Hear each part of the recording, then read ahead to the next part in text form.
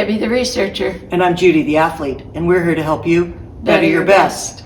So the next research piece that we want to talk about is the pressure shot. And we did what we could to create the most possible pressure. And when we were talking about it, wow, what would bring pressure? And we know at this stage of the game, money talks. Money talks. And so we set up a condition where if they hit a very small target, they would get $5 for each time they hit it. So they had 5 shots at the opportunity to get up to $25. And then on the 6th shot, we created as much pressure as we could by telling them this one was double or nothing. So they could get whatever they had earned in the first 5 shots, and we would double it, creating hopefully the most pressure. Or nothing. And most of them, I have to say, I think all but 3 got the money. So we paid out quite a bit of money. Yeah. But it was well worth it because we get such great data from doing it.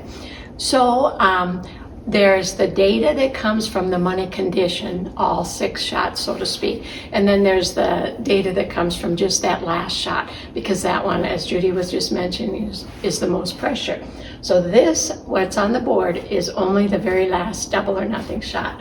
What we found is of the 17 archers that we had, 9 were on the right side of their brain, creative, intuitive, imaginative when they shot it. 6 were balanced in the middle, synergy, and 2 were left. And I'll just comment on that really quick.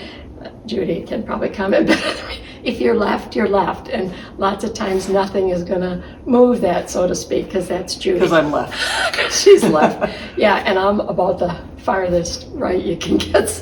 So we make a good team that way. But at any rate, this is just for the group. Then if we go down and look at some of our other measures relative to the pressure shot, synergy in the final shot was 67%. In the other 5 shots, so to speak, it was 66%. So it went up just a little bit. Efficiency is the fascinating one, suggesting to us when they're efficient, the activity in the brain is a little lower, means they're really using their subconscious, not their conscious, to shoot that shot. It was up to 52%, and in the money condition itself, it was at 44%. So it went up considerably. So I think it's important at this point to talk about how high do we ever get people? True. What do we ever see from a synergy perspective when somebody's performing? Yeah, so our highest people in this study were at 86% for some of their shots, which we had not seen before. Yeah, very balanced. And then efficiency was in the 70s. So like 70 to 75 probably was the highest we saw, which is really good. But that sort of affirms that this was a very different shot.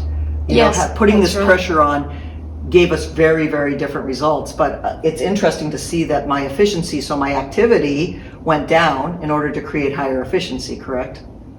Correct. That's exactly right. Okay.